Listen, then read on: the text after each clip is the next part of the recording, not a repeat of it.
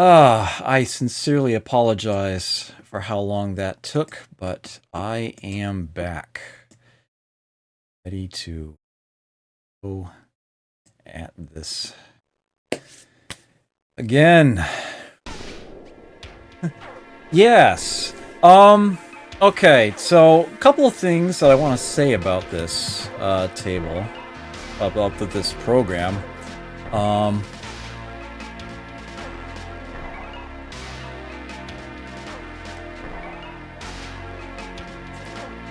Let me just get into one of the tables here.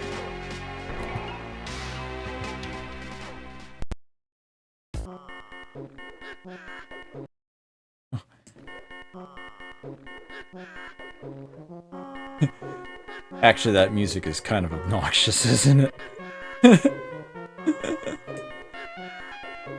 Alright, I'm going to mute that for a moment while I, so I can actually think, for a bit. By the way, I don't know if Arcus is still in the room or not, but, I was shopping earlier and saw this. I couldn't resist. Figured I'd, pick that up and try it.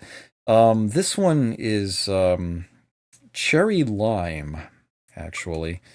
Don't think that's the flavor he usually has, but I did have one earlier. It's all right, I guess. It's a drink. Got a few more back there. All right. Yeah, so a little bit about this game. Two things I wanted to touch on. You may notice that I put dice in the marquee as the creator, which stands for Digital Illusions Computer Entertainment, as you perhaps saw briefly when I first fired the program up. And you probably recognize that acronym these days as a subsidiary of Electronic Arts. You probably recognize DICE as being the makers of, I think it's the Battlefield series, or perhaps Mirror's Edge. One and the same. Long before they were affiliated with Electronic Arts in any way, shape, or form, DICE was a Swedish game company that got its start in, as Nightcall pointed out, the demo scene. They were, musicians, animators. They made computers do interesting things to watch. And yeah, they ended up putting their talents to work to make a pinball game. Originally for the Amiga. This is the PC version. It was ported by Frontline Design. This is the middle game of a trilogy of pinball titles that they produced. The first was Pinball Dreams. This one in the middle is Pinball Fantasies. And after that comes Pinball Illusions. I happen to have the CD for Pinball Illusions sitting here. I was actually originally hoping that what I would be doing this episode was showing the entire trilogy, playing just those. But it occurred to me that I'm not nearly as familiar with Dreams as I am with Fantasies, and Illusion has some issues. Under XP, I was able to run the game better directly from a DOS prompt than I was from under DOSBox. And that's not an option for me under Windows 7. It won't run at all that way. DOSBox does some very, very strange things with Pinball Illusions, and I haven't figured out how to deal with all of them yet. But I am hoping that at some point, and sooner rather than later, I can show off Pinball Illusions because it is amazing stuff. If you were here at the very beginning, before I even signed on, I played a small snippet of music from Pinball Illusions, actually, right after what you probably recognized as the factory theme from the Lost Vikings, I played the Vikings the Tales theme from Pinball Illusions. But at any rate, you may want to go back and check the VOD on that if you want to see that, assuming it's still around by the time you watch this. Actually, you know what? It's only like a minute or so long. I'll play a snippet of it right now. I added it to my my track list here.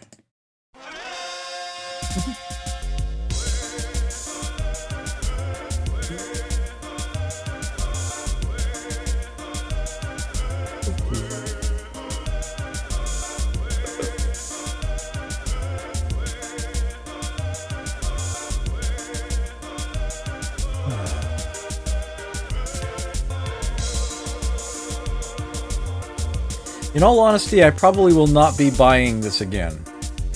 But, I can certainly drink it. It's not bad. Yeah, that was enough of that. Let's give you a taste of that. Okay. The other thing that I wanted to mention about this game, like I said, this game does have something of a personal effect on me here. This was the first computer game I ever purchased. Literally the first. I did not even own my own computer when I bought this game.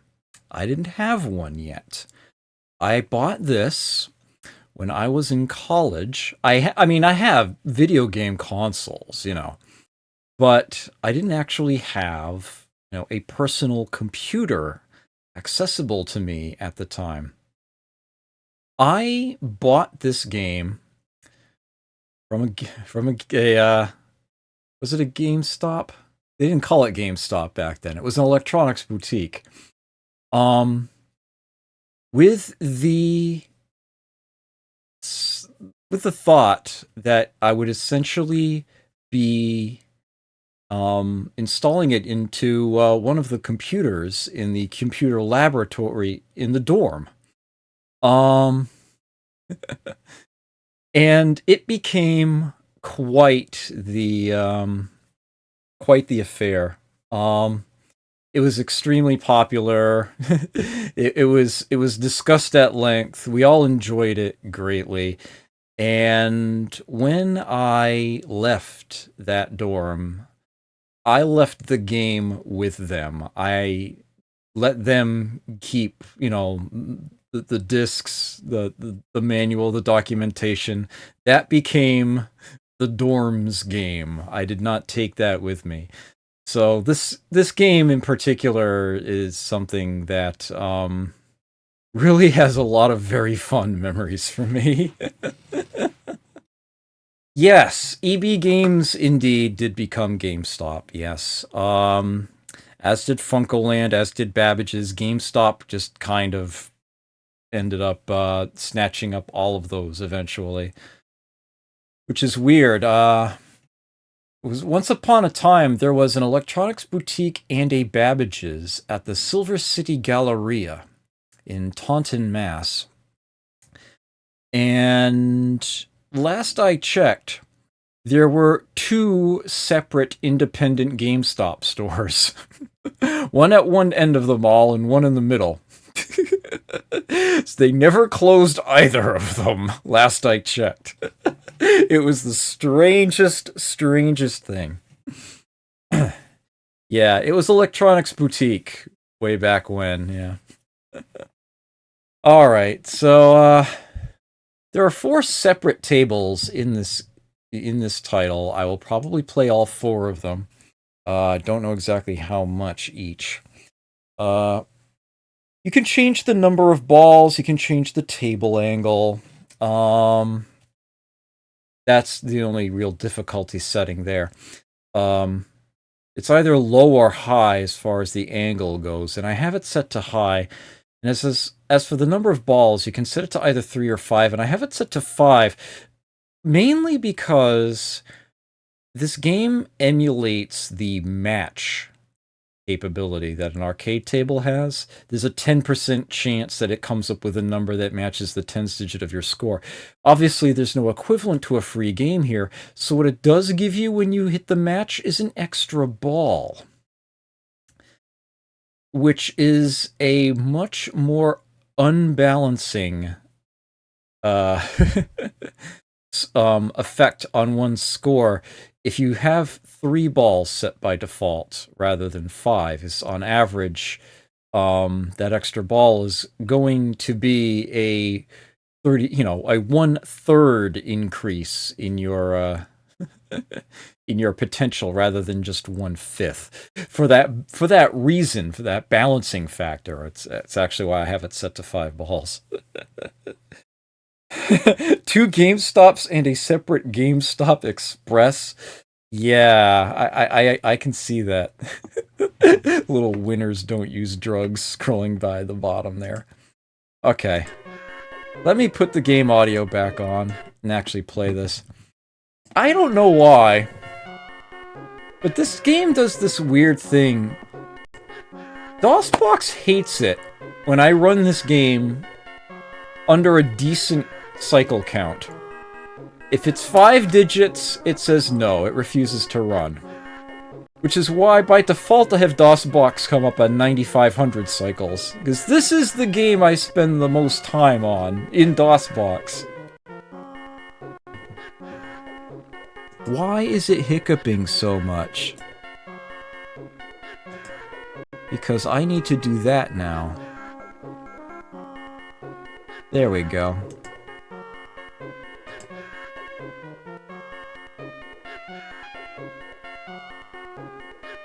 That should behave now. Alright, I actually play this game with the keyboard. I cannot nudge the table left or right here. I can only nudge it up. But I should be okay.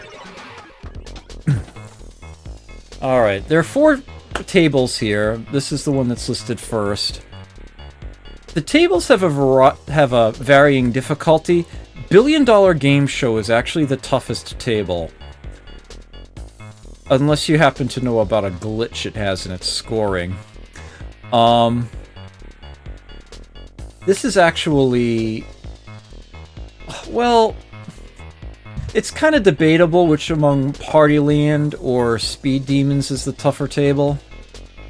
It's probably Partyland at the end of the day, but it doesn't really feel that way to me. And Stones and Bones is by far the easiest table, and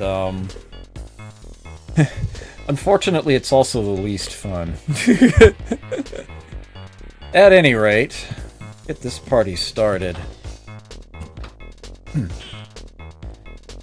For the time, this game... whoa. Was extremely impressive. Its ball physics is still amazing for games of its time. And even for quite a few games came out after it. And it has a sizable variety of things to collect on the table. It's not quite, Addams Family, but it is all the same, pretty decent. Okay. I was just checking to see if... I moved my microphone from last time, and it is closer to me, and I seem to be having fewer issues with it. The keystrokes aren't, causing it to trigger or anything. Well, here, I'll just show you. If I can aim this properly here. Yeah. It's sort of above the keyboard. So I need to, using the keyboard, I'm actually reaching around it, and it doesn't lie flat at the moment, although I might be able to fix that temporarily. I can move aside the old mic. That should be a lot better. Let's try this.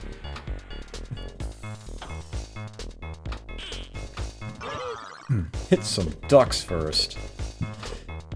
Yeah, you may recognize the location of the ducks here.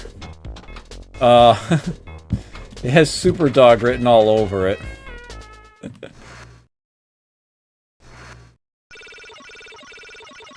This is a bad start here. Here we go. So this game has two high-scoring modes available. Ugh. Mega Laugh requires you to hit the left orbit over and over again, basically. Every time you spell mad, it lights a letter in crazy. Ugh. You can also immediately get a letter of crazy as a random award from the arcade.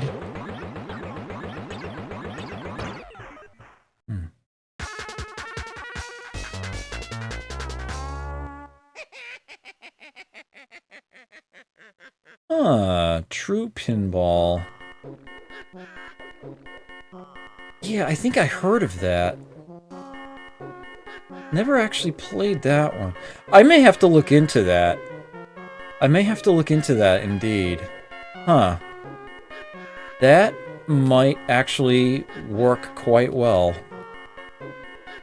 I will try this one again, as I showed off virtually nothing.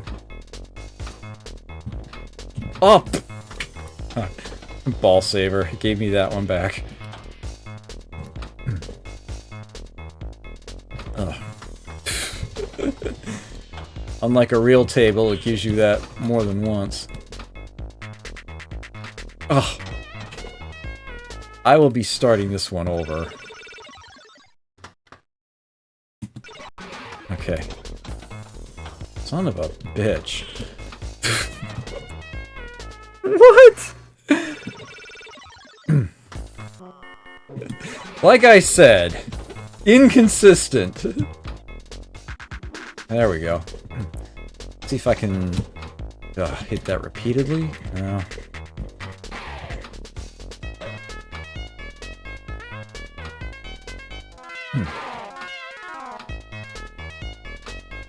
Yeah, Mega Laugh gives you, I think, like 5 million points for every ramp shot you take for a time. Okay, the other big prize comes from lighting all the letters in Party. And each letter has sort of an arcane way that it's lit. The P and the R are actually combo shots from hitting either that tunnel or the cyclone ramp after hitting the right orbit. The skill shots will count for those as well, since that's where the ball comes from. Oh, nope.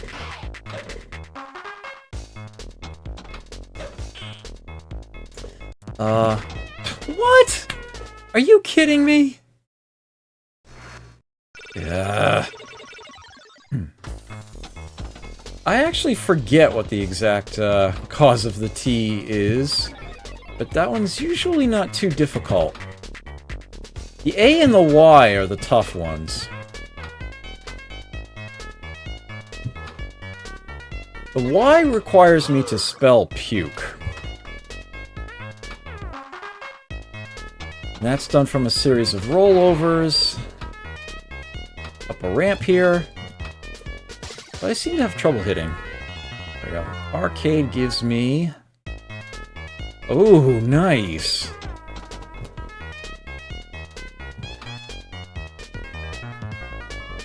Let's see if I can loop this for the... Nope.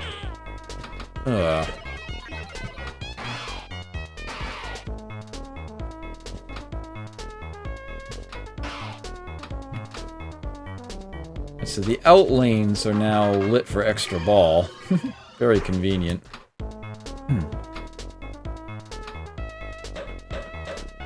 Okay, we're good.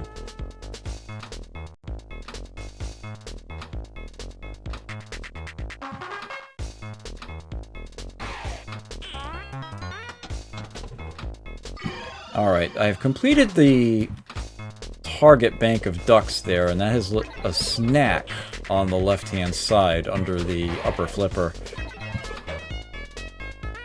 No real big prize to be had doing that. There we go. There's one letter lit up there.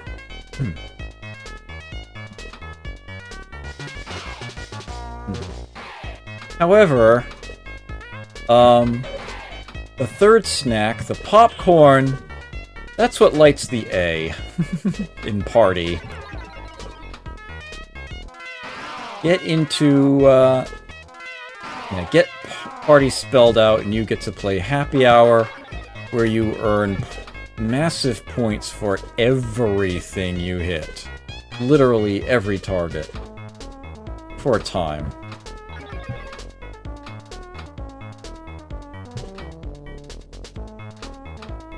Ugh. Also, while you're in Happy Hour or Mega Laugh, the jackpot is lit at the dragon's head there.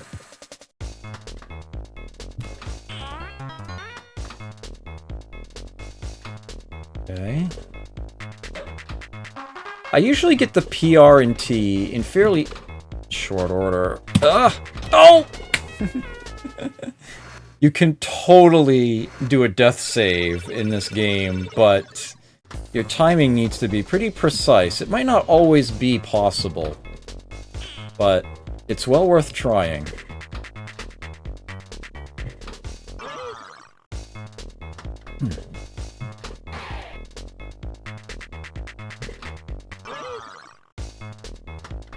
Now, Happy Hour and Mega Laugh can get you a sizable chunk of points. Much like the Addams Family or other modern tables. Aha! There we go. You found the hidden entrance. Quintuple Cyclone, if I can hit it. Nope. That is another thing borrowed from Funhouse. That there is a hidden spot in the upper loop there.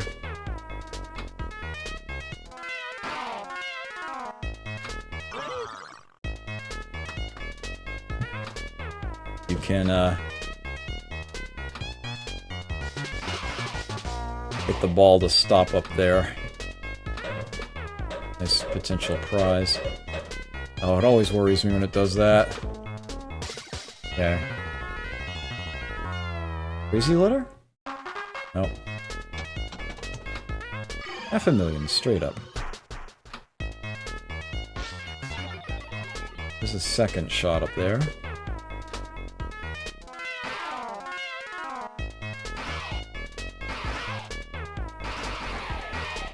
I spent so many hours on... Oh, man. This was the most popular of the tables. I spent so many hours on this. Final ball, huh?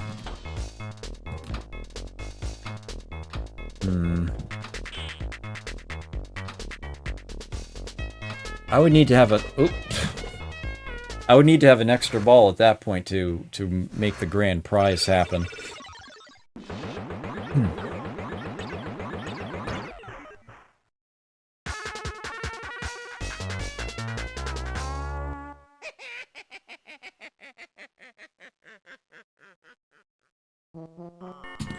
I will try one more time here.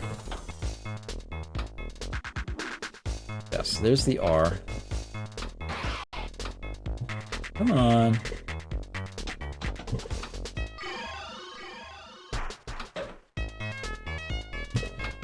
Ugh.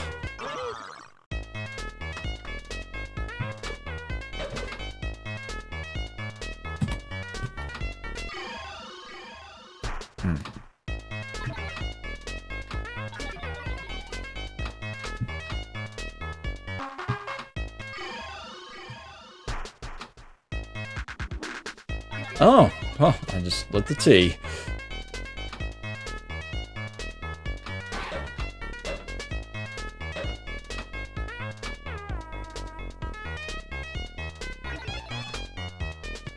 What was that?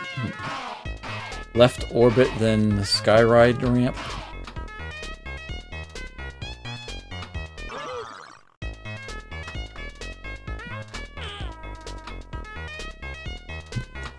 Finish off that last duck there. Okay.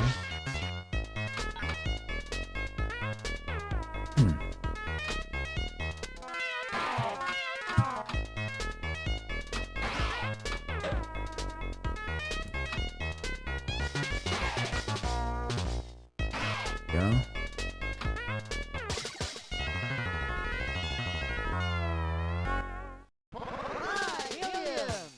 Nice.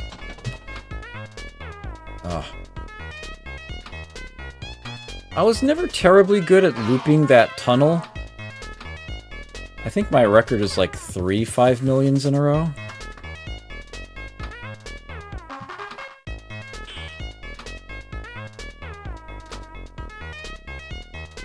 I don't have the P yet either, do I? I have to try to make that happen at some point. Oh! Nope. So you can see how it tallies up your bonus there. A switch count deal, a chunk for each cyclone you have, little Addams Family inspired deal there. And if you've played, seriously, either of the two big modes, Happy Hour or Mega Laugh, that gets awarded to you during the bonus.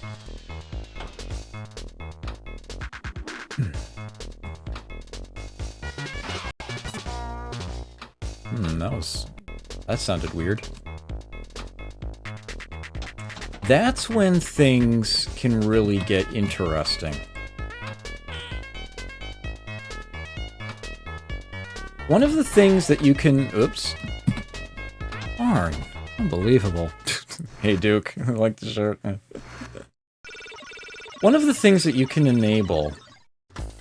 You can see the, if you look above the T in Party Land, you see these gray triangles off to the side there. Yeah. That HB is... those refer to the bonus. HB is hold bonus.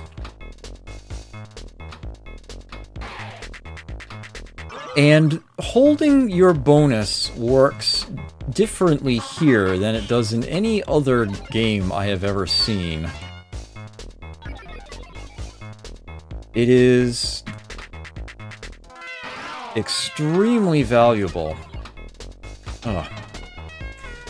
Because it takes your total bonus amount, after the multiplier, the cyclone count, and any of the extra modes that you had, from the ball where you earned hold bonus, and makes that the starting switch count bonus for the following ball. If you build your bonus multiplier up from there, you're getting something astoundingly large because of how they included the wizard mode bonuses as part of that.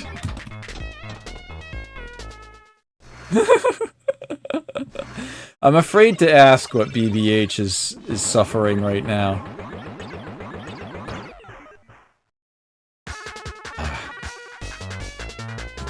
I'm gonna do one more, because nothing awesome has happened here yet. Alright. That's a good start.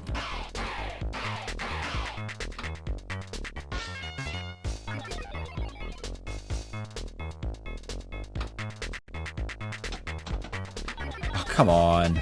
Don't be like that. Ugh. Ball kind of shot across there. Common feature of... yeah, feature in quotation marks, of older pinball programs what I call the IBS, the Incredible Burst of Speed. For no explainable reason whatsoever, the ball just suddenly decides to accelerate extremely. Lots of bad pinball games do this.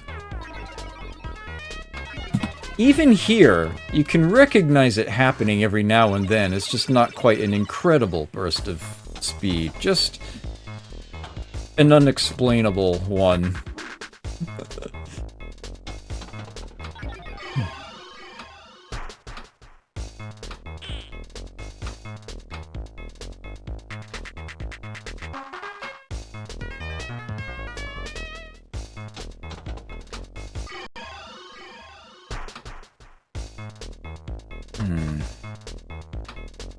Got one letter of crazy. Got the P and the T. Okay, that's looking good.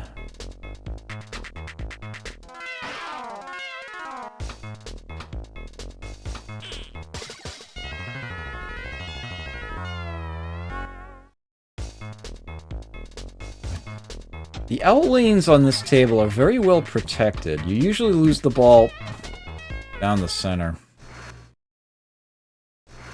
Damn it.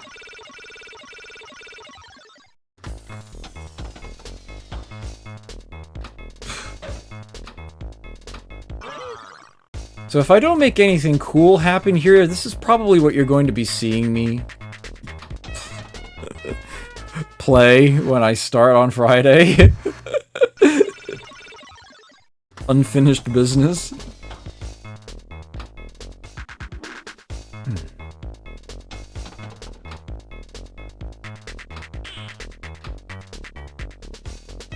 I don't necessarily need to pull off the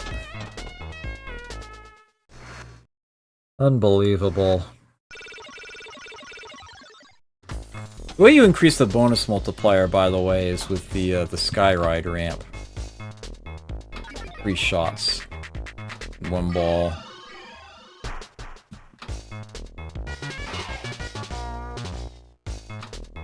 I do believe that's the... Oh, that was close.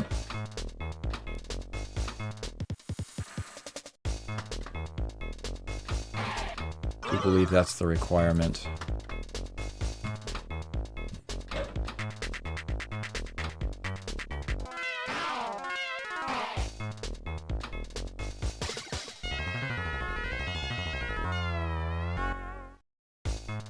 Magical spot. I'm not sure I know that one, actually.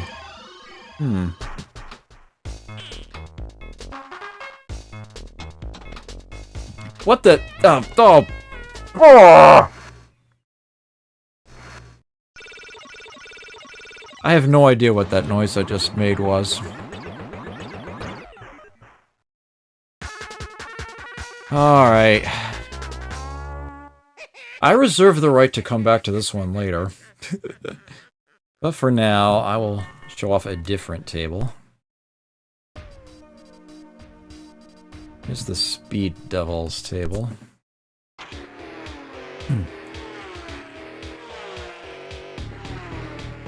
I feel like this one's a little more gimmicky. That loop in the upper right is easy to keep the ball in with a little bit of practice.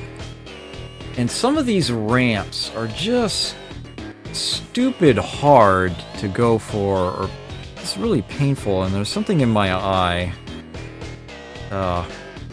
Sorry, give me just a moment here to deal with that.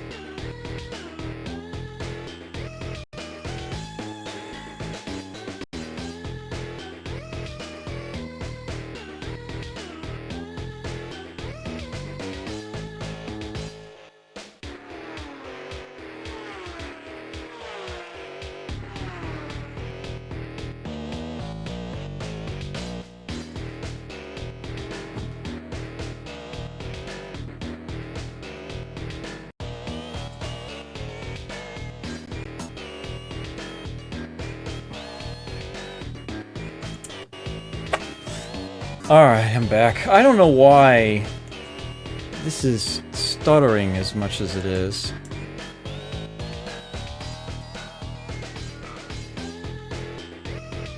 Why I'm getting as many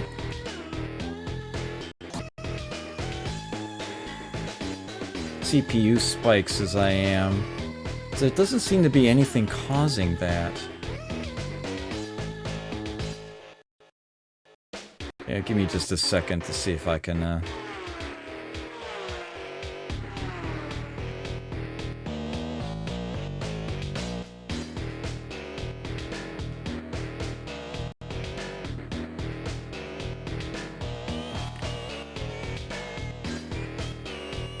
nothing seems to be out of the ordinary here.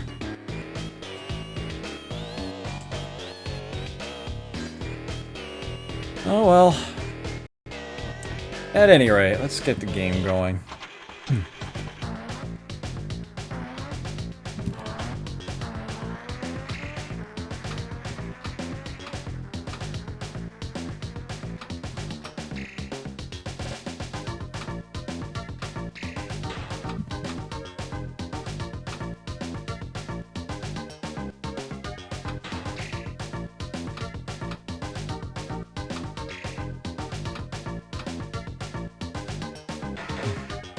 That area in the bumpers is so unfair.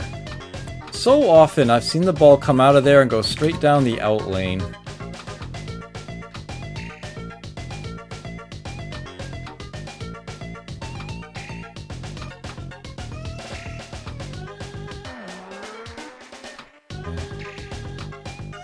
Nope. Darn.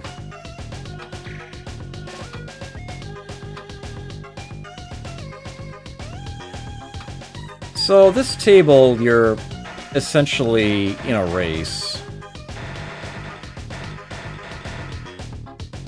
Shift gears, and that will allow you to advance 2 places on the rest of the pack.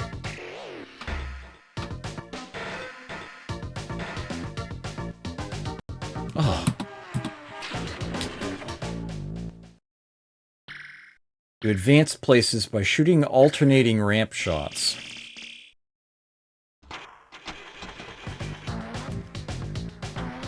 One of those deals.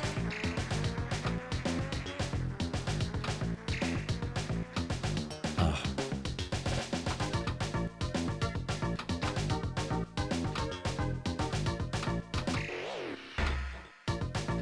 Go. Ugh.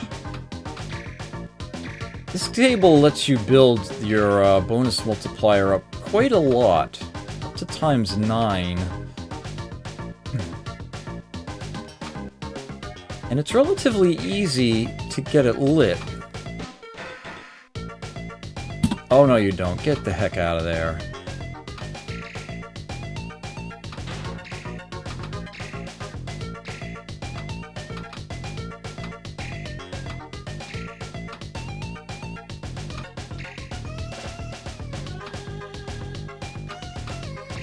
There we go. ×3.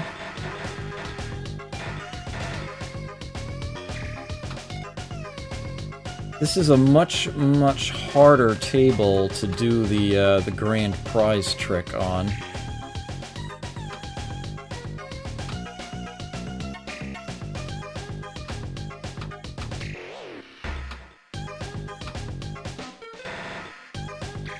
There are fewer modes that work that way.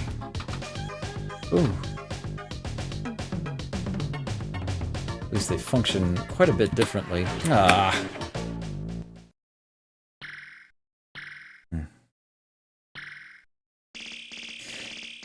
You know, I was actually trying to get a virtual machine running on my computer earlier today and yesterday, and for whatever reason, it's just not working for me. XP mode basically stops and fails like 99% of the way through setup without fail.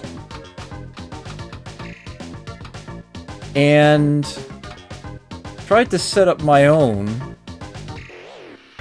with a, a Windows 98 install disk, which I happen to have. Ugh. And it was just refusing to start. I was able to get it installed, but the getting ready to run Windows for the first time splash screen, yeah, that stayed up overnight. It has yet to make it to a desktop. I don't know what is going on, but suffice it to say, they weren't working. And it was irritating me greatly. Still is. I had plans for those.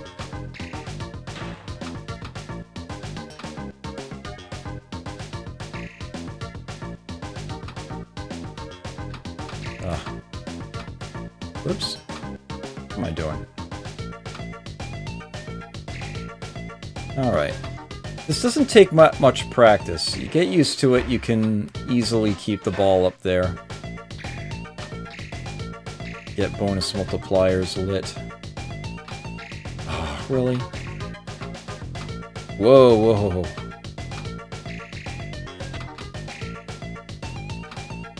Yeah, in case you didn't notice it, there is a pin in the center between the flippers. You can only see the top half of it, actually. The bottom half of it's off the bottom of the screen there. But whoa! That was fast.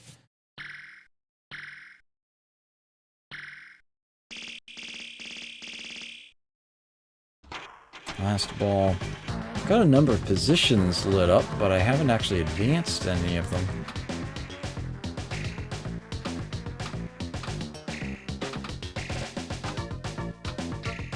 Yeah, that left ramp is so scary to aim for. Not that one. Yeah, the one that hooks over the bumpers there.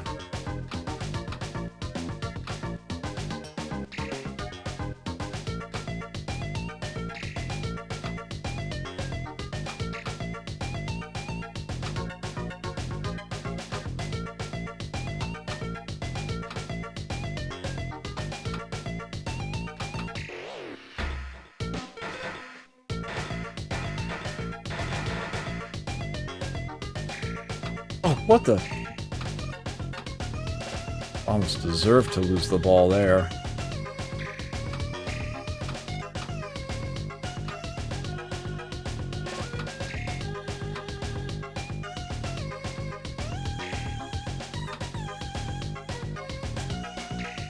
Another series of lazy little loops here. Bonus multiplier up even higher.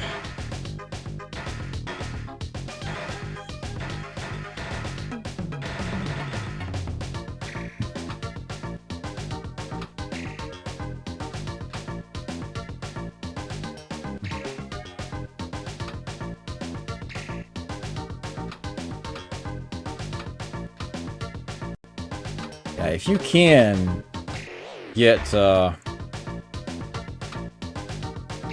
hold bonus active here, it's tough to make the bonus worth a lot. But if you can, easy to get the multiplier up. Have a really nice score out of it. There we go. Enough ramp shots to activate off-road mode. 100,000 points per switch. Obviously, the bumpers are your best bet for this.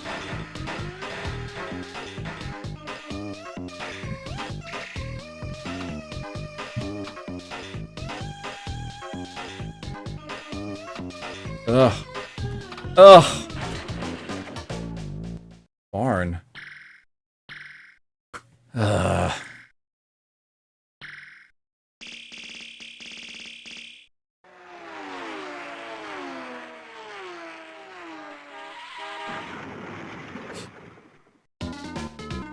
It did a great job on that sound effect.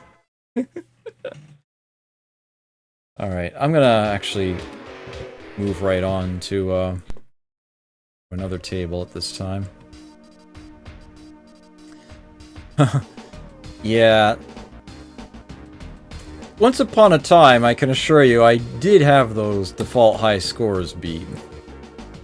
And indeed, yeah, all of the scores were actual people where I used to play this.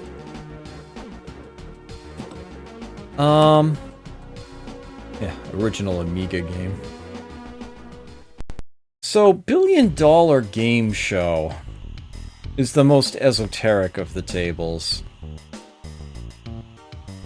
This is definitely the one where you need to read the manual to sort of learn what it's about and how to play it well. There is also a bit of a glitch, as it were, with a particular score feature. It's one of those millions plus kind of deals. Its value gets higher the more you can do it during a game. They forgot to reset its value between games. If you exit back out to the menu, it resets it. But even like between multiple players in a single game, or yeah, from game to game, its value keeps going up and up. So you could just get a really high score in this table just by grinding it out. Just trying for that one shot over and over again, and eventually, you know, after a number of games, it will actually be worth a sizable amount. But as long as, you know, you make sure that that is something that you haven't done, then this really is the true challenge table, as it were. As perhaps you can tell by what you see in the center there, this table does have a billion-point shot available to it. The scoring in this table is otherwise relatively low. There's a few key things that are worth a lot of points. That billion is the biggest one, and it is otherwise the lowest scoring table out there. So this is the tough table, as it were. So in order to get that billion-point shot lit, which incidentally is something I've never done, much less earned,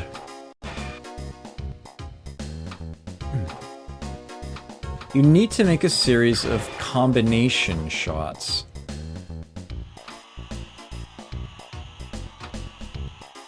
There are 6 prizes listed around that wheel. TV, trip, and car at the top. There's a house, boat, and plane at the bottom. Whoa, what the... There we go. Slight burst of speed there. Okay, yes, you can actually win a trip. So that came up because I shot that skill ramp right after shooting the left orbit. Shooting that lower section after the left orbit is what builds the bonus multiplier. You saw that once already as well. In order to light the other 2 prizes at the top, the TV and the car, I need to hit that ramp on the right, the one behind the upper flipper, and then make those shots with the upper flipper. The combo. And once I have lit all 3 prizes, then I can start collecting them. Ugh. I'll get a special mode when I can collect all 3. And from there I get to work on the bottom rack of prizes, which all require a 3-way combo to light. Oh, and by the way, each set of 3 prizes has to be earned in a single ball. Note that the trip is no longer lit. Ah, Alan, good to see you here. Didn't catch you coming in there.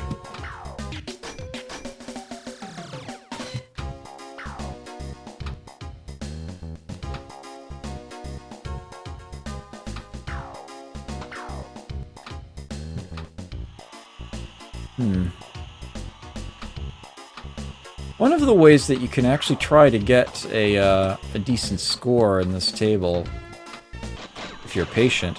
Oh, here we go.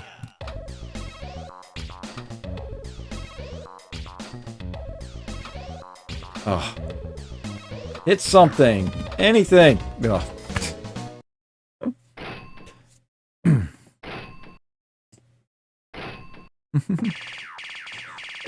Space Cadet. You know, I didn't actually look into getting that set up, but I was in fact planning on playing that. Not a lot of people seem to know that the Space Cadet Pinball that came with, I think it was like Windows 95 or something like that. No, it was more recent than that, wasn't it? Can't remember.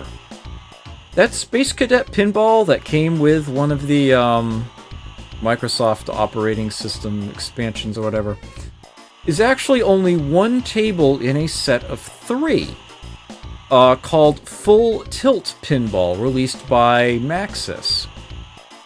And I have that collection, the full deal, and I would showed it off for specifically that purpose.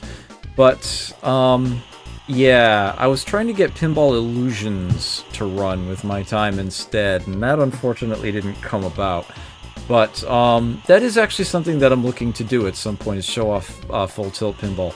And its sequel, there's a Full Tilt 2, and that is a very unique-looking pinball game. They did a fine job with that one.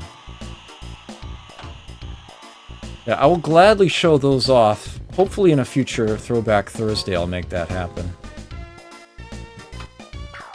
But yeah, I will not be playing those tonight, I'm afraid. Don't have them installed. I will definitely look to do so. Oh my word, that was terrible.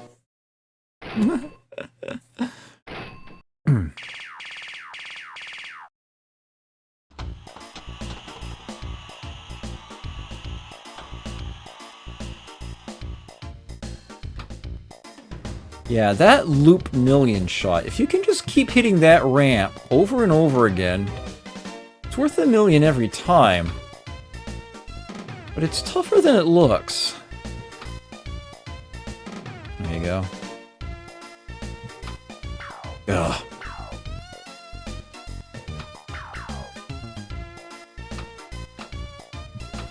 At any rate, I'm not making much progress on the prizes themselves. Ah, I have this wheel spin lit.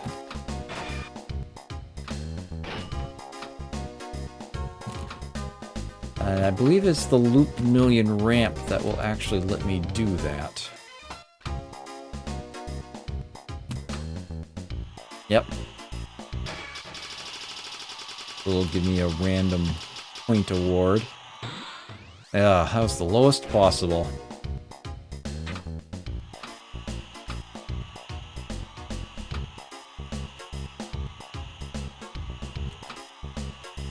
Come on, seriously?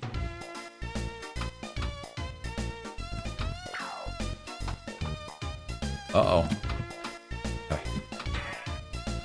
Why is there no command for nudging sideways? I want to slap save, damn it. That's just the way it used to be. Nope.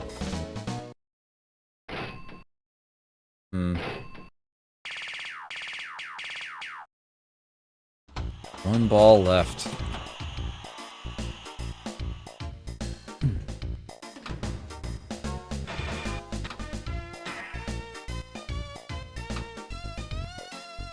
There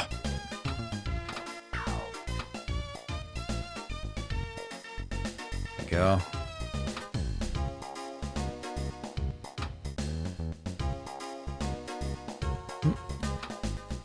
What? Are you kidding me right now? Okay. Oh. Nudged it a little early there.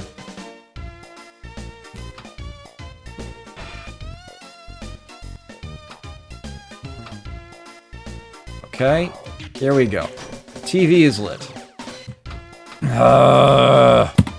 Nope. Almost. Do I know why they did not make Space Cadet into a real pin? I couldn't tell you.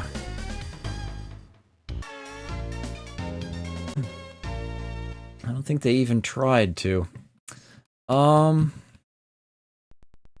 so let me show you Stones and Bones. The last of the tables here. Horror theme, as you might imagine.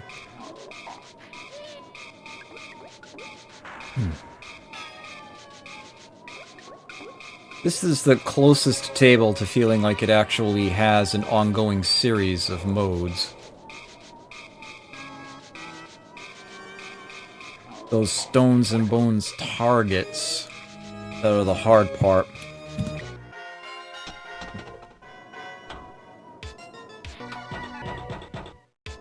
Nice. Oh, what?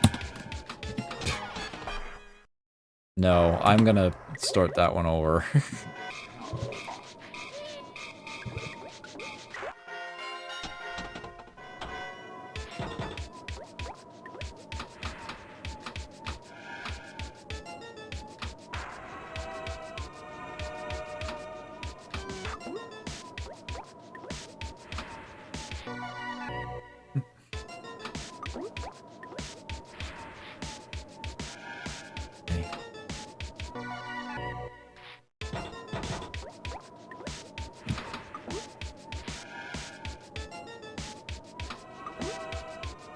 Kidding me?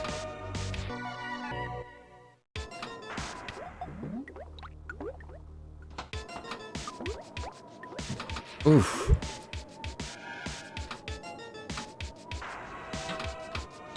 Oh, I hate it when the ball does that. And that's why. Ugh.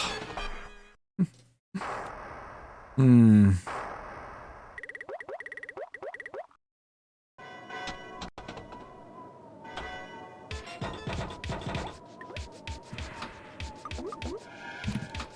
Oop, there we go.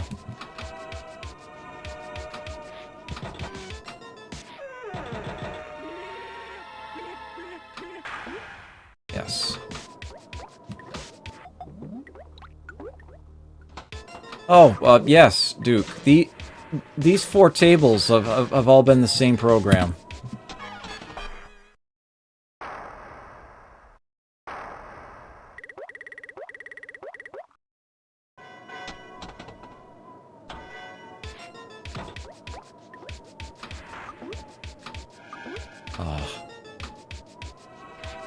Alright, so what is left? The N and the E on the far right. The N and E of stone. Oops.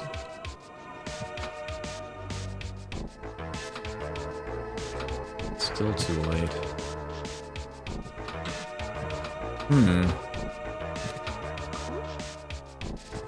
To really get things going, I really need to get those targets hit.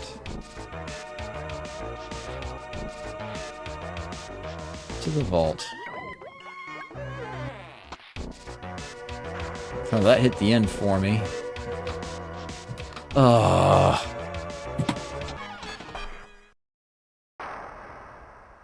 Like trying to light the frickin' multi-ball on the Jurassic Park table. You need to hit all the targets scattered all over the frickin' place. Oh, now you're just taunting me, table. Come on.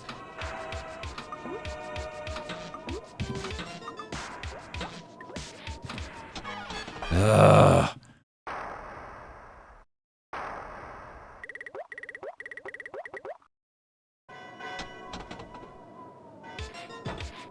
I'll start earning the rewards in the tower there.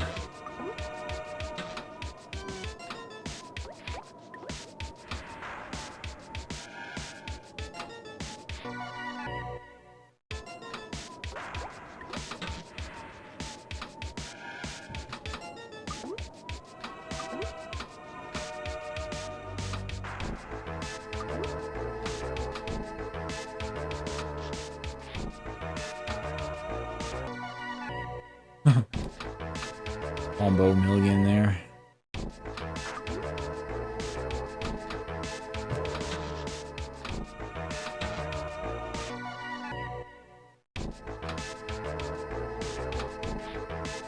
Really?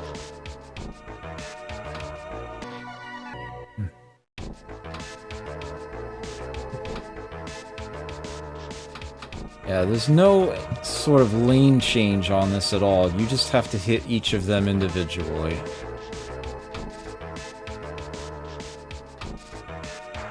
Come on!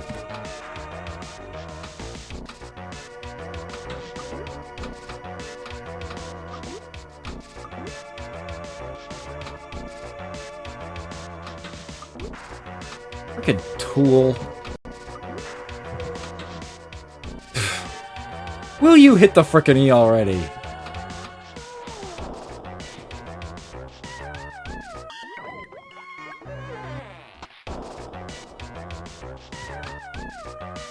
Yeah, the way that the kickback works on this table is interesting.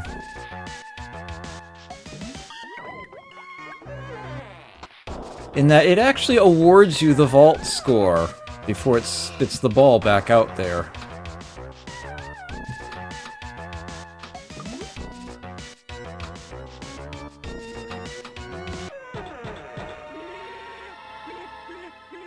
I got a tower prize open, but I still don't have a monster mode active. Because I still haven't hit that last frickin' target.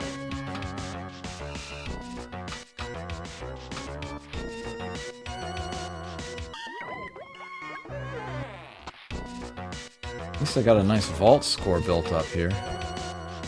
There we go.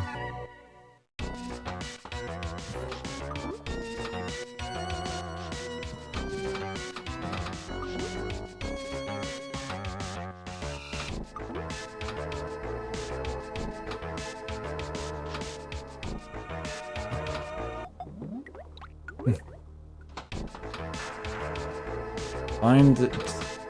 I will find that target. Oh, don't even...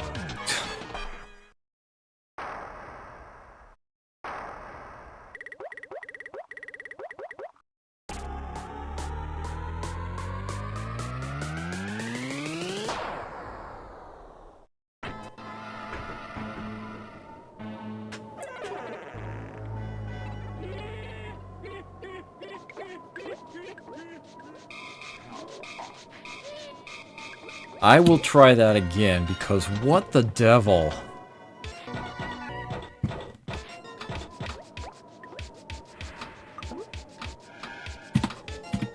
Ugh.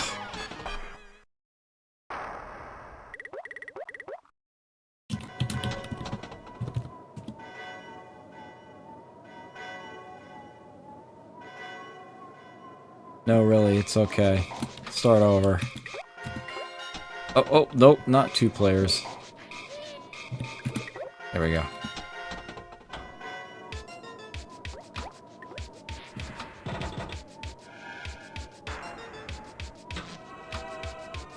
Yeah, this music is great. This table in particular. The music in the follow-up, Pinball Illusions, is stellar.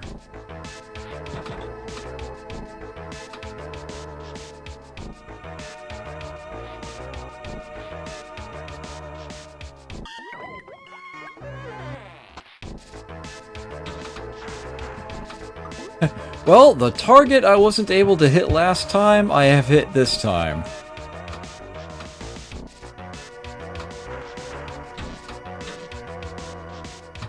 Off of one on the opposite side of the table, no less.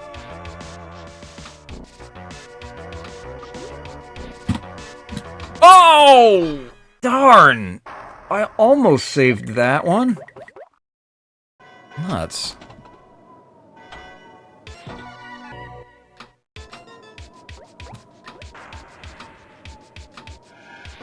It's just the end this time?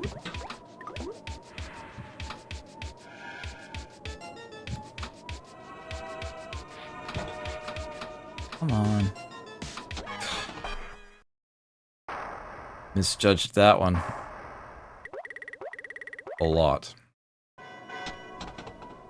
Ugh, I'm slouching again, aren't I? Come on. Of course it hit the E, not the N. What? What is going on? Ugh.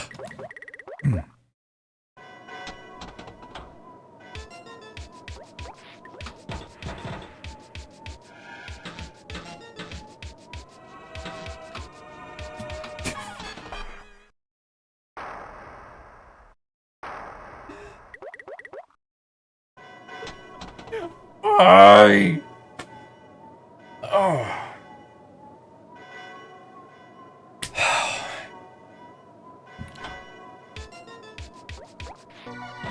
Yeah, pinball, Adam. Won't that be great, great fun?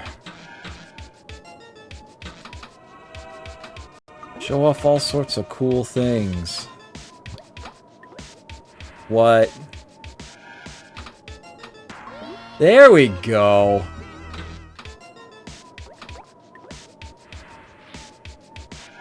Nope, I need it to go into the vault. That's the right-hand side.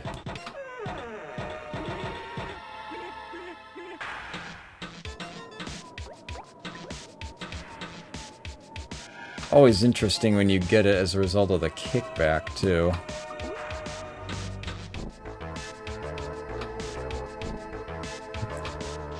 The most important thing in any of these 4 tables that you could nudge the ball for is to make sure it goes into the vault.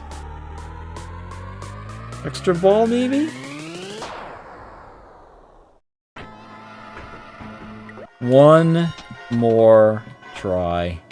One more.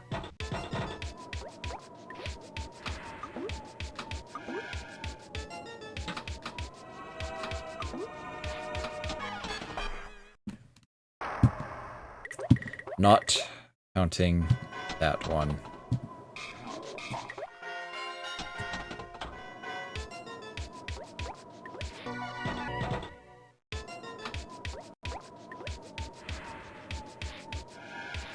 Yes, that is the right way for the ball to go.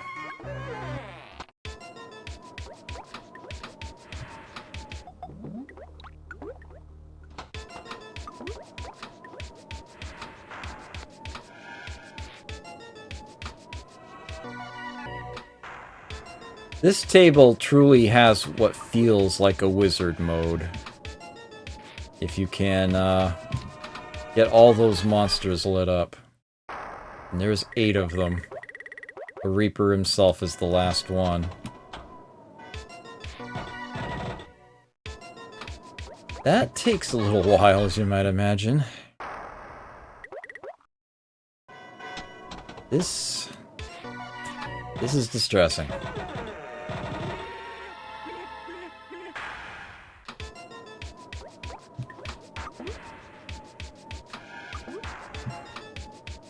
I said this was the easiest table at the onset of this. I swear it is.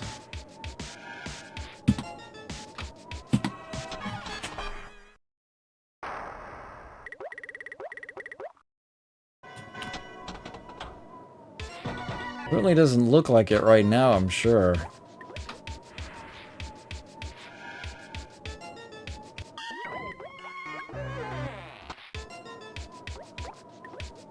What's left? The S and the E, huh? Oh. Didn't caught that one. I got the E on that. This is the S.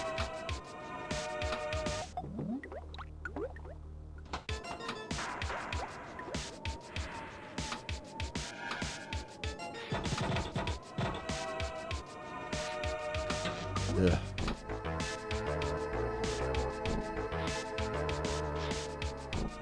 Got kickback lead at least.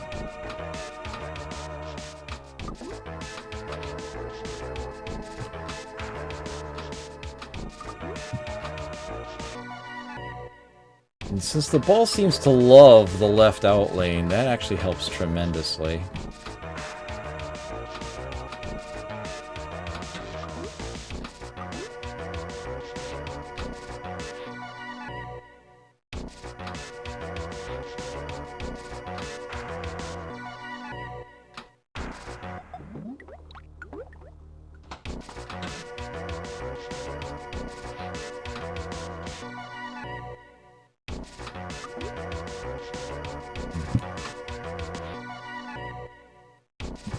And you end up getting the ball to go on the left-hand side of those RIP rollovers up there. That's still useful because it lights 3 separate things on the right-hand side of the table. Double Scream on the ramp, millions plus on the orbit, and increasing the bonus multiplier in the well. Alright, so the bat is now blinking. Oh, the vault would be worth 5 million. My first reward. Stones and bones. It can still happen. I still have a ball.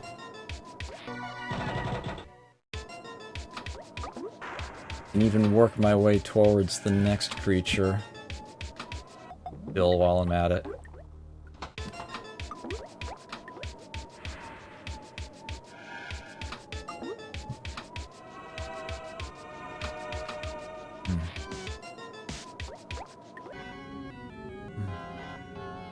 There we go. There's a nice big chunk.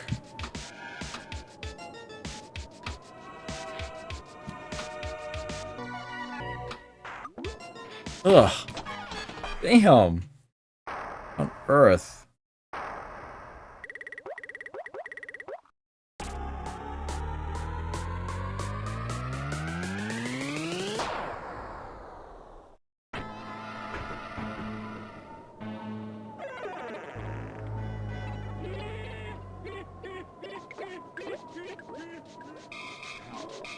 Oh well, you at least got the got a good taste of the tables here.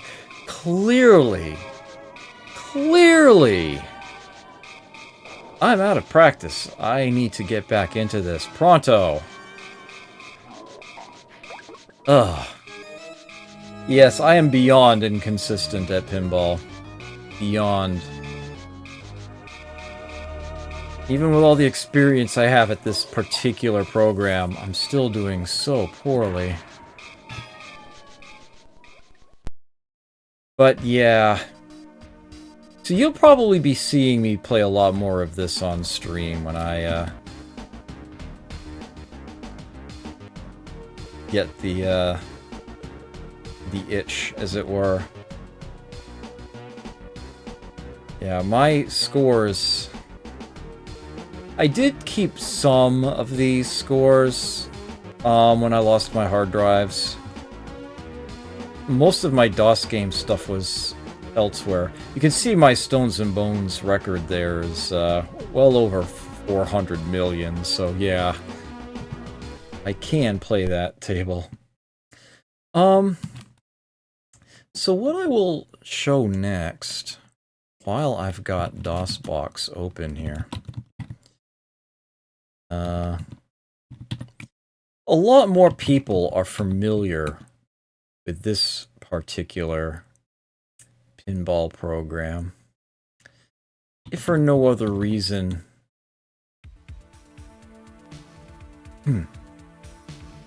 than that it was shareware from Epic Mega Games.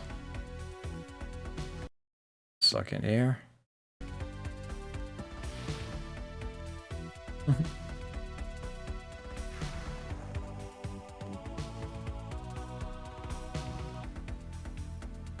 I doing? Whoa, whoa.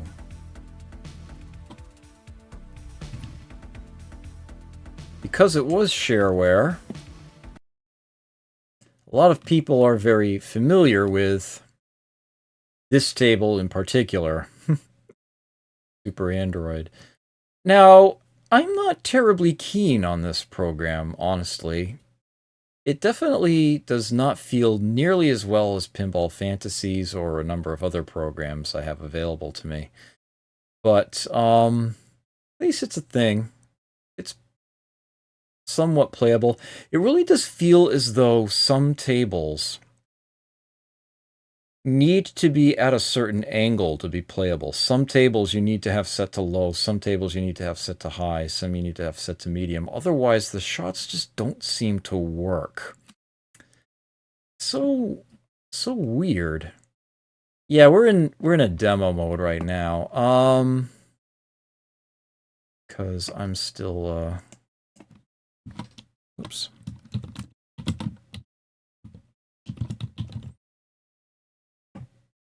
Actually don't remember the year. I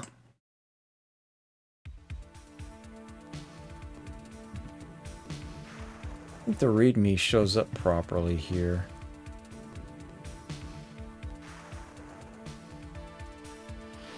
I'll just look that up real quick.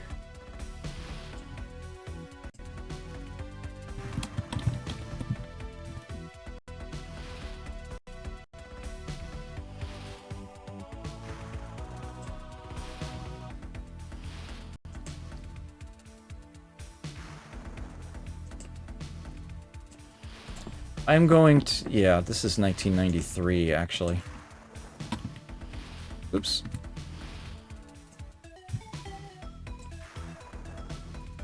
Yeah, I did actually buy the full version of this. You know, I called Epic Mega Games on the phone.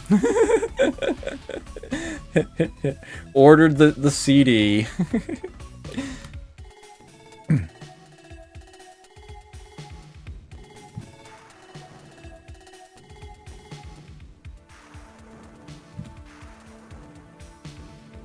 And you're really paying for quantity more than quality, because...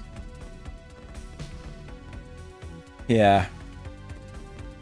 That's what, 12 tables? Yeah. 12 tables here. Not that any of them are particularly large, not that they have lots of extra little features, but they are there. I remember Cyborg Girl being one of my preferred ones. Jungle Pinball is actually based off of Jill of the Jungle. But those aren't the ones I want to show you. The one I want to show you is Enigma.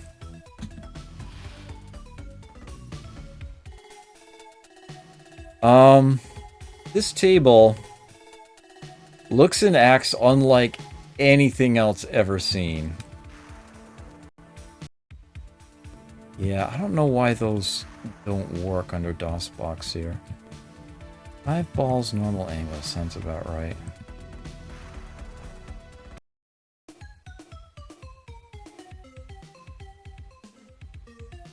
May seem like there's nothing out there. Kind of true.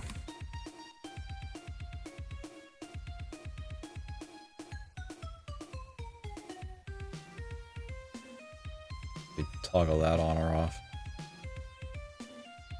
The objective in Enigma Pinball is to complete all levels of the game and discover Enigma. At each level, certain target must be hit. Beware of mines and traps which destroy the ball. Tramp or lane rewards a different value. Values increase after the completion of each level.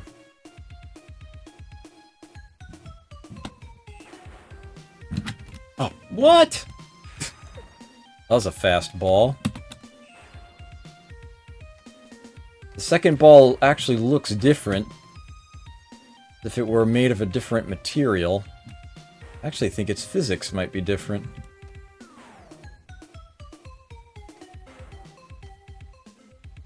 What I'm supposed to hit is that red orb up at the top there.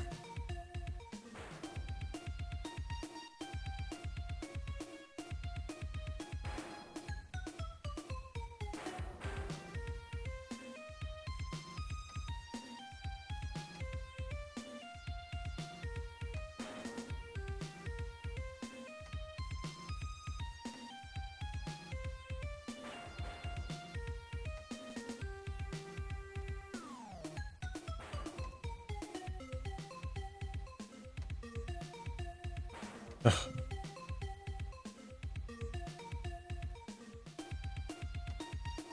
I did actually make it to Enigma once.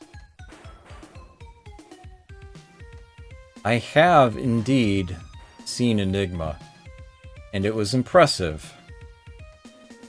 I hope that at some point I can do it again. Maybe even show you. But don't expect me to be able to do that here. This is, a little tricky. Oh, come on. I have a yellow ball.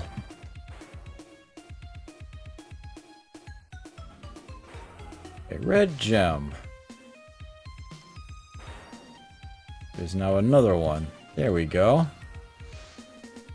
Now we've got a third one. There's a mine on one of the ramps, which I can't hit. I will lose the ball immediately.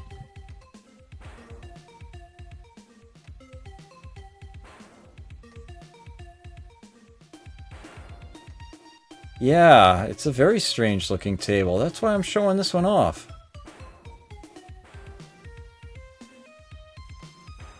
Much more than any of the other tables, this one is truly unique. This one really... Oh, jerk.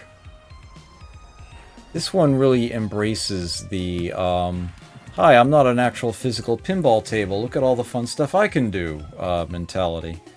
And that was pretty rubbish. Here's the final ball of the 5 I get. Notice that it glows with the background. Shoot shoes to advance. Mind you, if I get that scroll first, I'll get a really big chunk of points.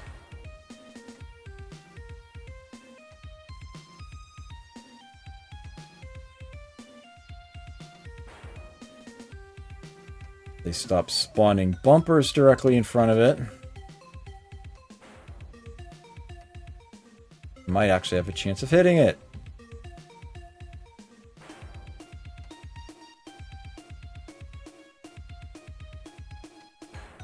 There we go. The shoes. Level 1 complete. Level 2. Hey, look at that. It's Breakout.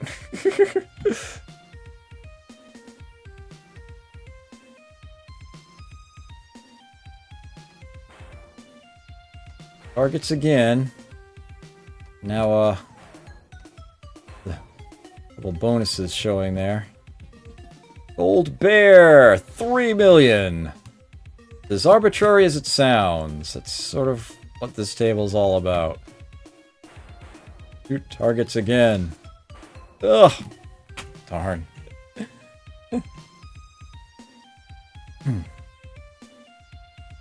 Yeah, this one is definitely supposed to be esoteric.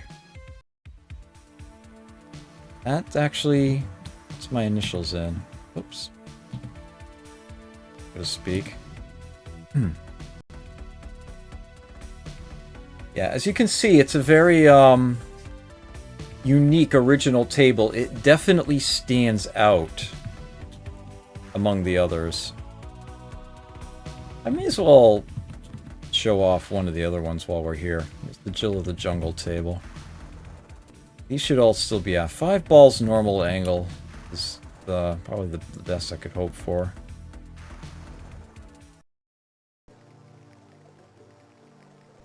Drop all apples to light jackpot. One actually has a plunger. You choose how long you're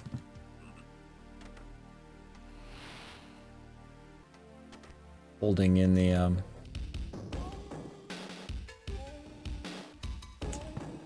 how long you hold in the space bar to launch it there does determine how far the ball travels. Oops. Darn.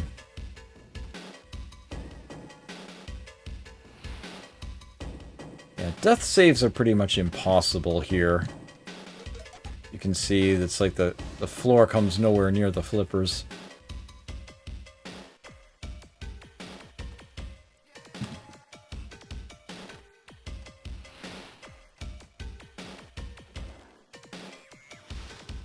sound effects are so soft compared to the music.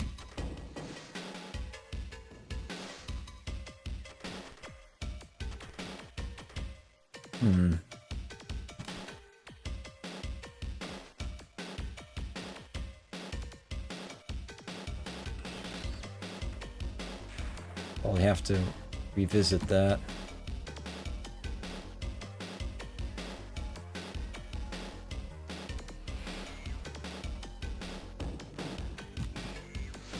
The music is awesome, though.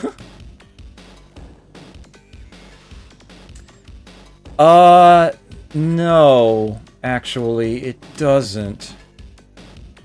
When I don't have the ball active, I can scroll up and down, but yeah, you are looking at this particular program's only resolution.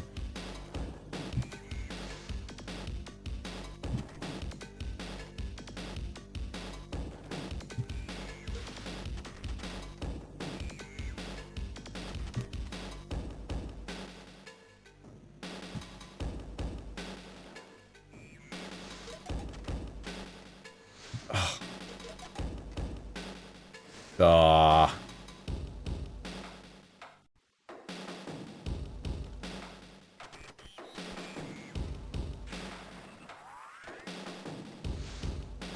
Yeah, Zen Studios...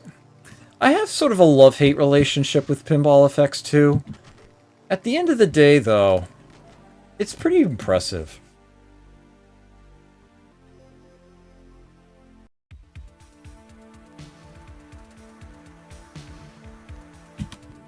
Alright.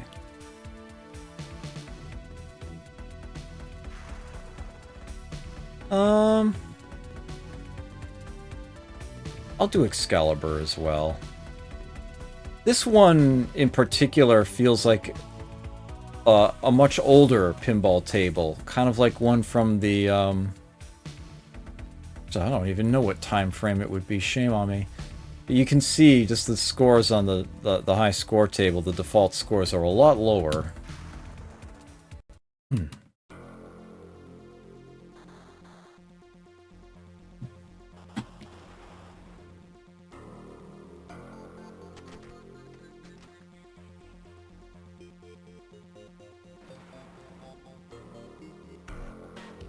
Yeah, I mean, any game of this nature where you can see more of the table is a good thing.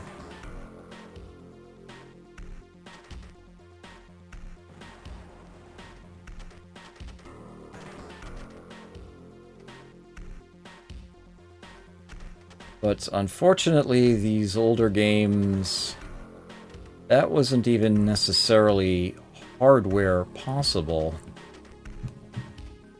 Here we go, I actually completed them. Ugh. Then promptly lost the ball.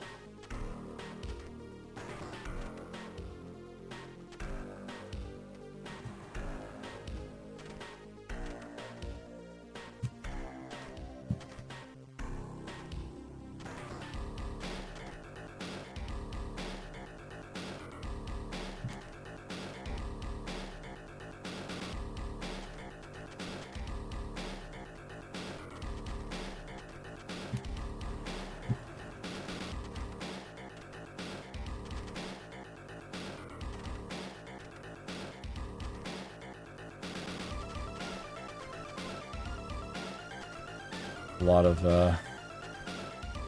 1,000-point targets abound.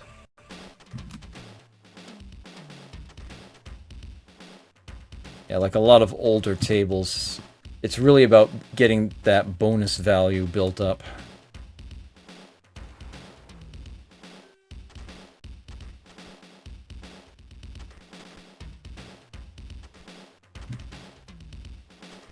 Oh, I've got some catching up to do on chat here. Wow.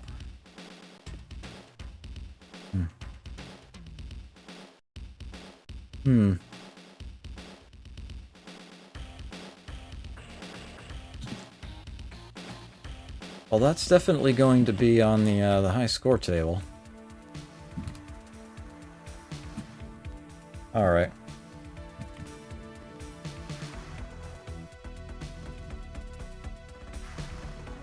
So that's going to do for our epic pinball. For now, anyway. In fact, I'm exiting DOSBox now.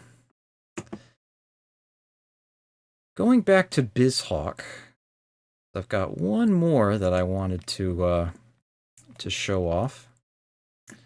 One that you're probably less familiar with.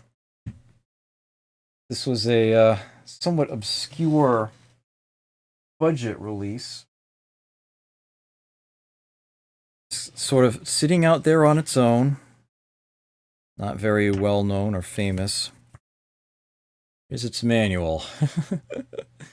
Patriotic Pinball for the PS1. Yeah. Actually, change the marquee first while I'm thinking of it.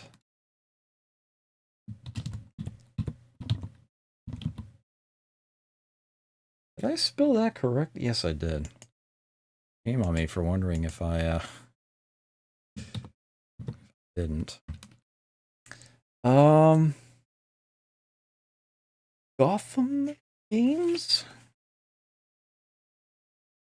Who are the actual developers of this?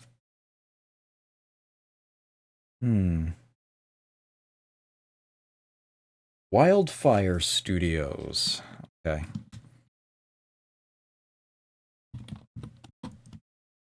That one word or two. Damn it. One. Okay. And when did this come out? 2003. Okay. We're jumping ahead 10 years. Oops, that's not the window I'm looking for.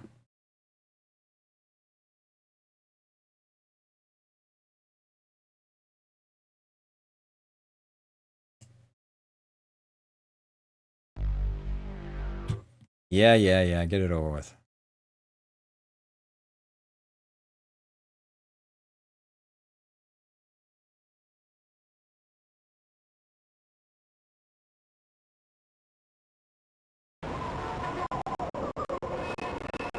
Whoa!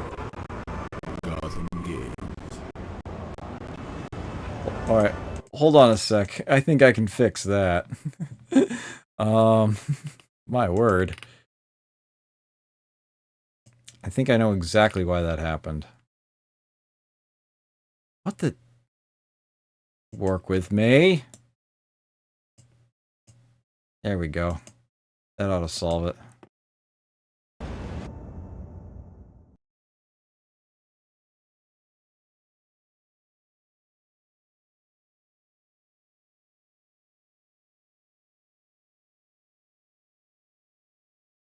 It has been a very long time since I've played this. Very long time.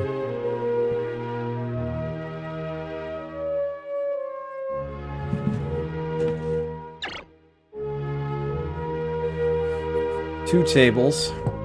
America on Duty and Road Trip Coast to Coast.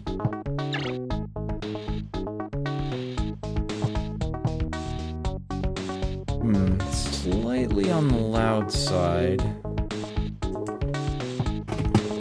Oh. Sorry, mouse. Let's need some more space over here. There we go. Sorry about that.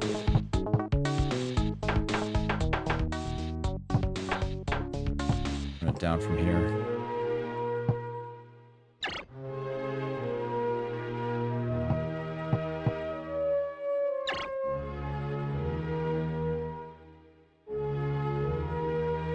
Theme. Uncle Sam needs you. Help the U.S. Armed Forces to fight for freedom on air, land, and sea. Travel back to the Civil War to destroy the Confederate cannon. Down Periscope. Track the enemy subs with your sonar and take them out with your torpedoes. On the deck, Private. The drill instructor will sort you out at boot camp.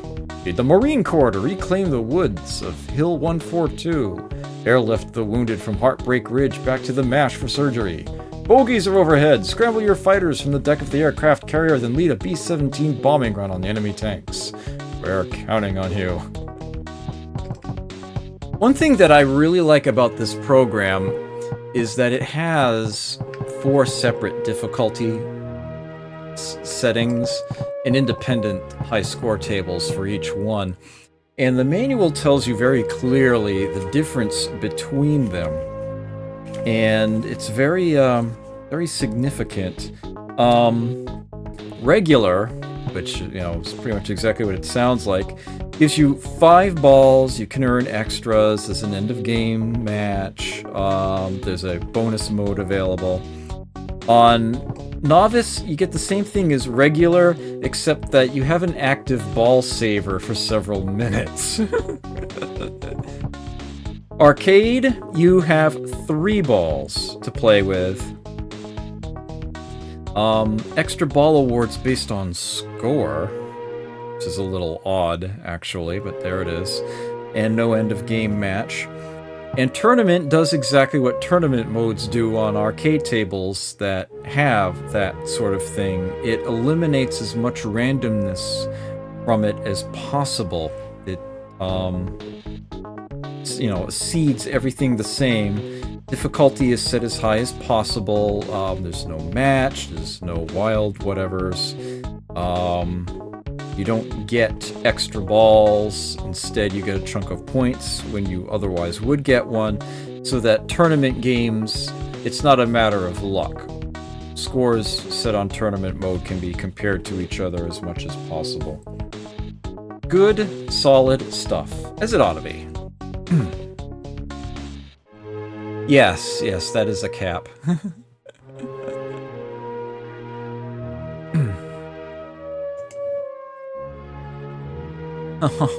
The MASH theme song, oh dear. So, I think I will set it to regular, actually. And, look over those sorts of things, but let's just get this started.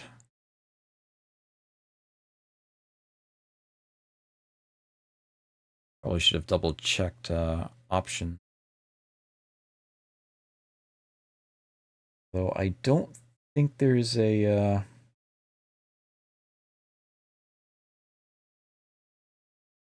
The manual references default keys, but I don't think the game actually has a means of configuring them. Balls of Steel, yes. I actually do have a copy of Balls of Steel, and that is a very good game. I'm gonna have to try to figure out getting that installed and running and all that.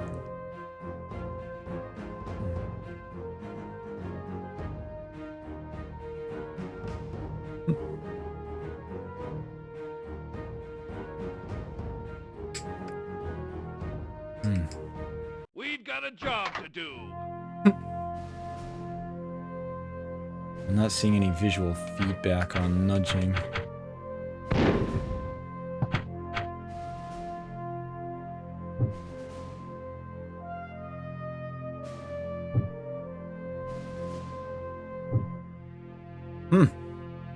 Well, that seems to work the way I would expect it to.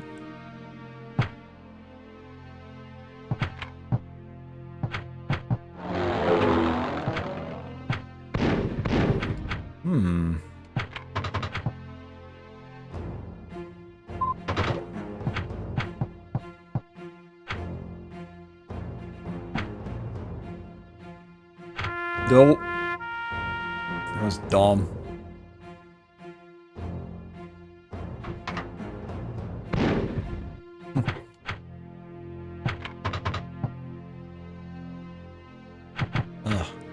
It's been a very long time since I've played this. I remember so little of it.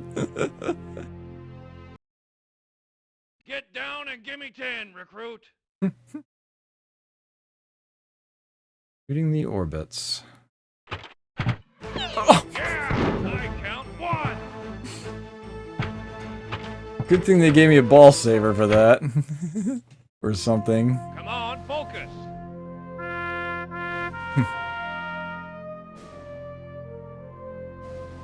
This is a terrible start.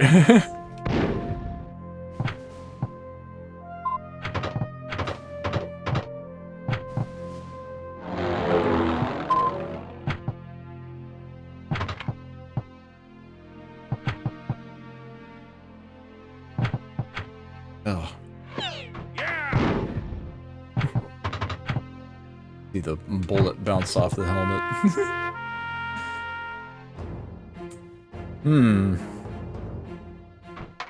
Definitely having some acclimation troubles here.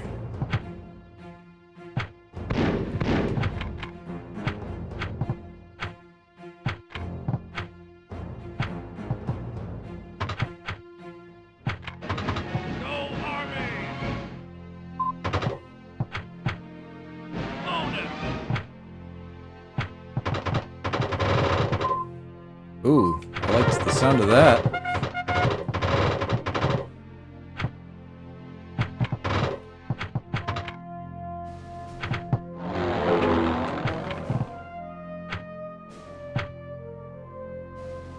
A message from HQ.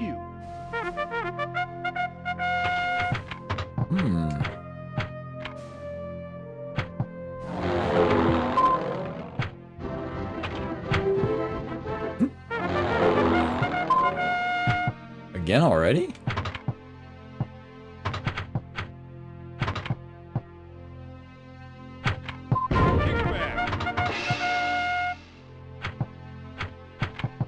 Ugh, damn. Couldn't get the ball under control there.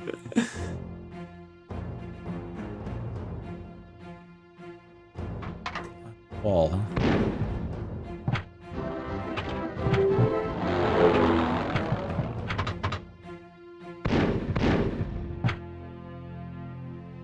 A message from HQ. Same thing I got last time. Oops.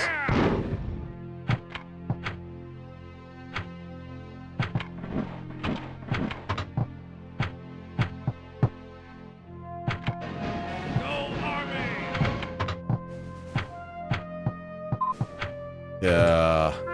Oh.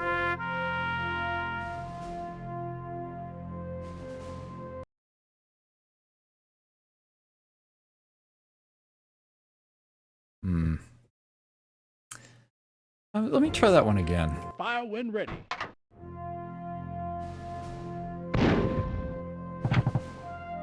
That was funky.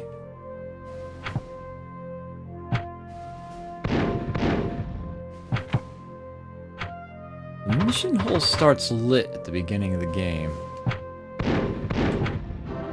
I'm not sure how to relight it.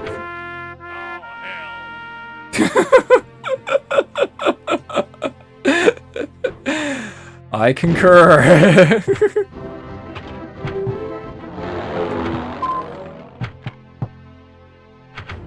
Oh, really?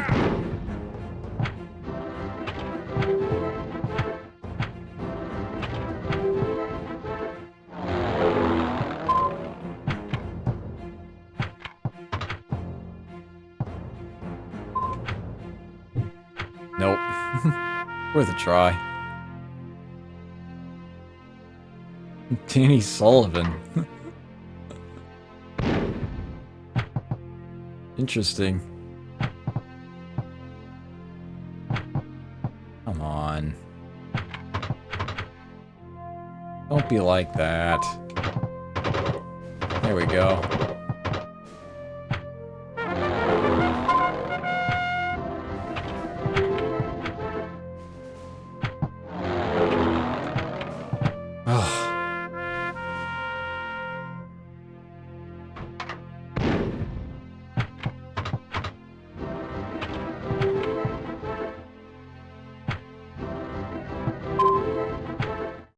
There we go. Get down and give me 10, recruit.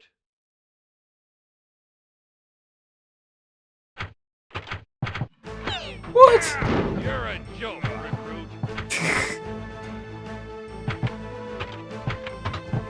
Sadly, I'm in no position to argue, sir. Go Army!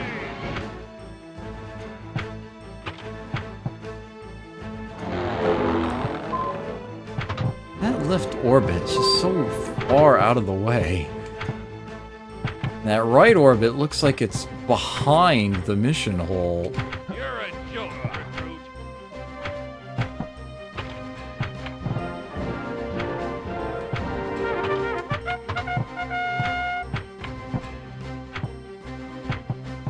Ugh.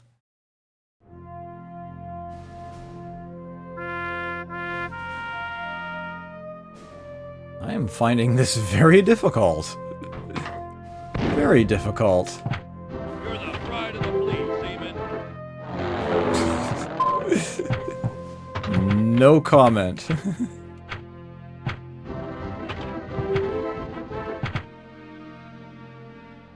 message from HQ. Ugh. Yeah! Feels a little claustrophobic, and yet very large. It's hard to explain.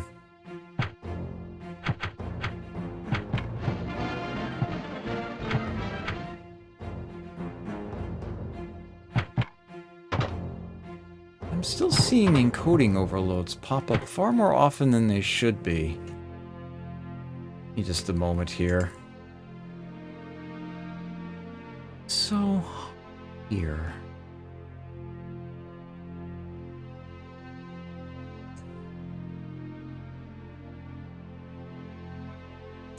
Why that's being such a... Shouldn't be. Oh well.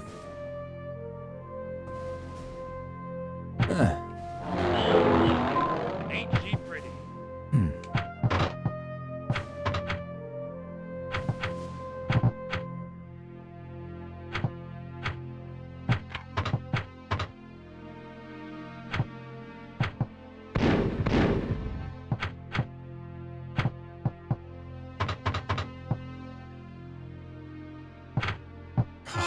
No siree!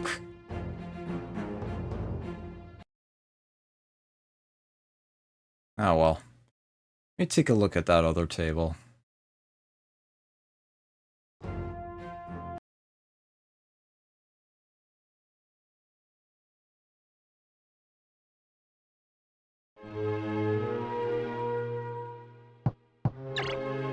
Take another look at the options while I'm at it. Sound, music, and high scores.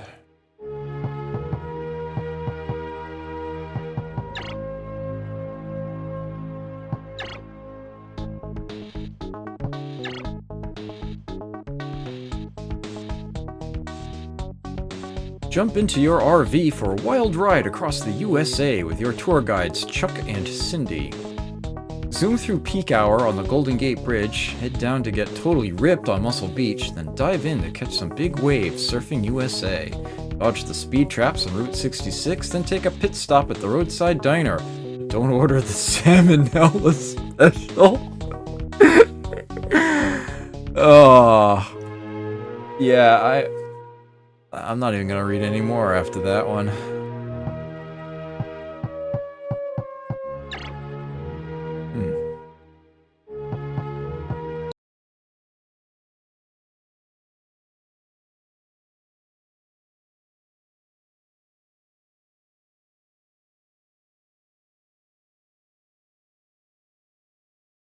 Like the fake commercial on one of the You Don't Know Jack games for Sam and Ella's Diner.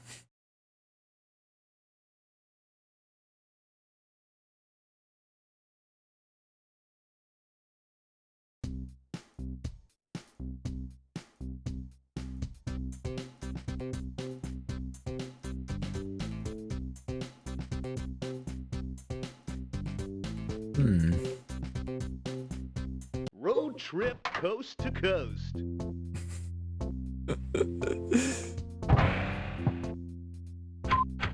I have a mini flipper on this one.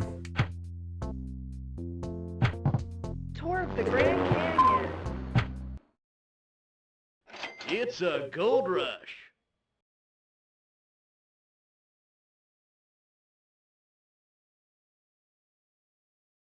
Okay.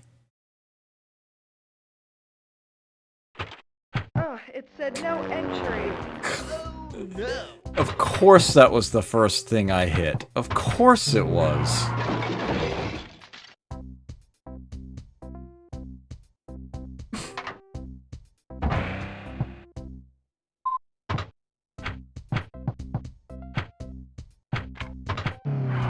That detour saved us.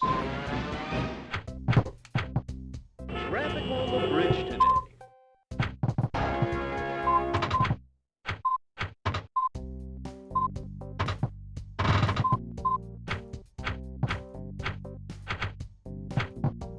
of the Grand Canyon.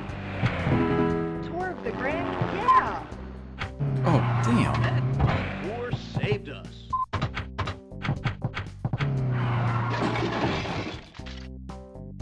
Unbelievable.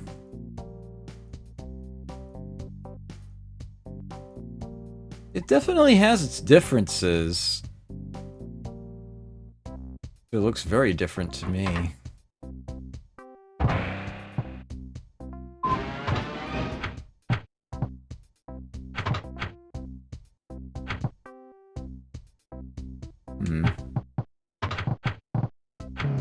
What? War saved us.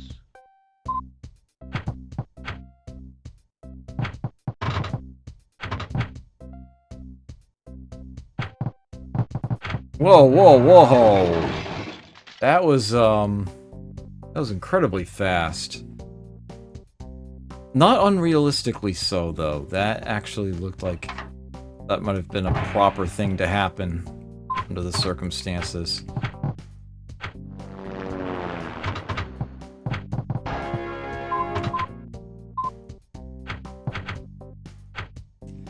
Okay, there is one thing I do seem to have a problem with this game. It's happened enough that I swear it's not my fault.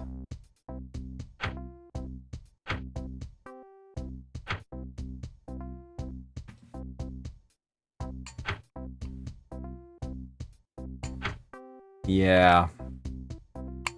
There's an input lag. It actually seems to vary from time to time. Yeah. So weird. Sometimes when I hit the flipper button, the flipper comes up right away. Sometimes there's a noticeable delay, and it seems to vary. It's like it's perfect and now it's off, and now it's perfect and now it's off. It seems to vary over time. Needless to say, that's not good. That's not good at all. Not the worst I've ever seen, but it's definitely not good.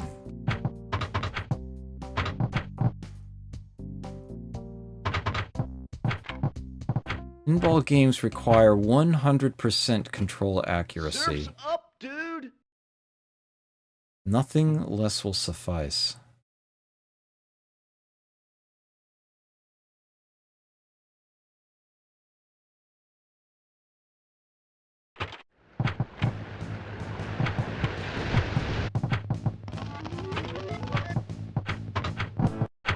What?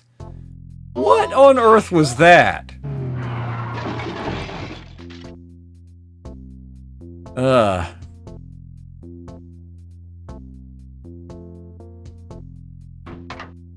You know, I can determine that one way or the other after the stream, but I'm well over 90% sure it's the game itself.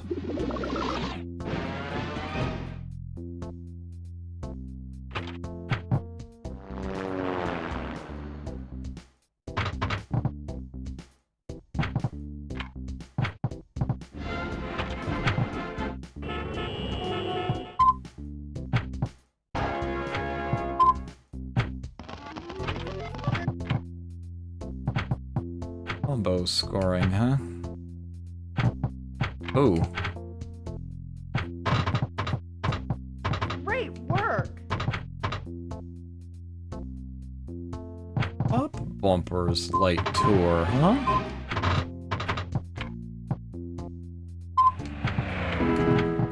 Tour of the Grand Canyon.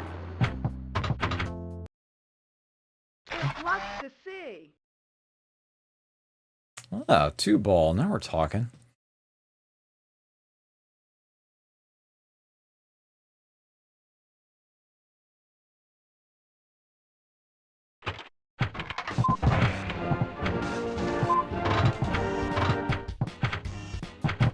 Ugh.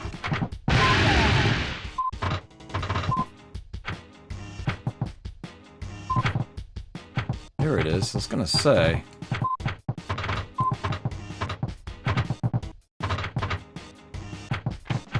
Ugh. nothing.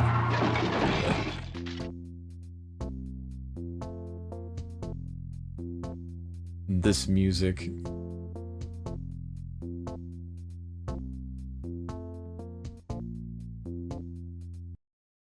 Sounds like a track in Doom just shifted up, you know, in pitch. I think if you drop that an octave, it'll sound like something out of Doom.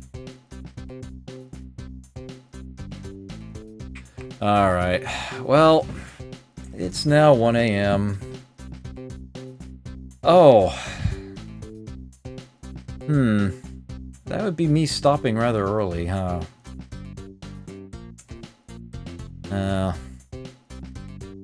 I don't think I want to play this again, though. And that's sort of all I have for you at the moment, actually. Although I suppose I could go back to Pinball Fantasies and try to not totally stink at any of them.